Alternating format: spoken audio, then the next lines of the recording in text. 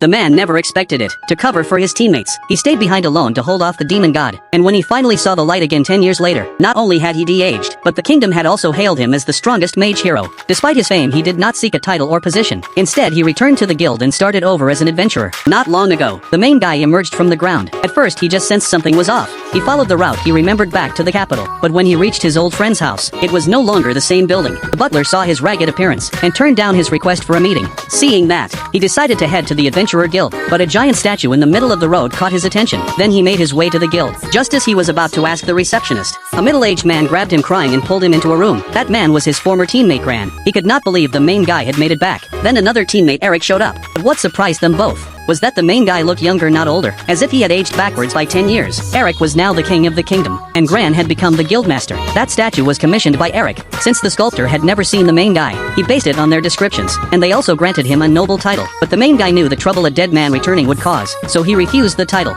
and decided to join the guild as a rookie, which meant he needed a brand new adventurer ID. Gran quickly issued him a card, hiding his original name, and his S-rank status, listing him only as F-rank warrior, which was exactly what he wanted. But just as he was about to head out, a blonde girl nearby suddenly took notice of him. Then he went to the guild board, and immediately took a goblin subjugation quest. The receptionist warned him that taking on goblins alone was dangerous. Just then, a nearby party was short a warrior, and offered to join him against the goblins. The man was named Elio, a mage, and beside him was his archer sister Jeannie. They quickly gathered info from nearby places affected by the goblins, and headed to their lair. Jeannie was also in charge of tracking. Based on the footprints, she pinpointed the lair's location and size, which earned the main guy's approval. But he noticed the footprints on the ground had been tampered with. To help train the two rookies, he decided not to mention it yet. Soon they reached the lair entrance. After clearing the goblin guards outside, Jeannie and Elio were already worn out, with little mana and stamina left. They thought about retreating for now, but just then,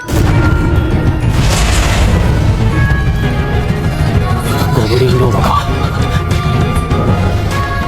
妙だ。家畜を少しずつ盗むやり方といい、率いている奴は組織としてゴブリンたちを動かしている。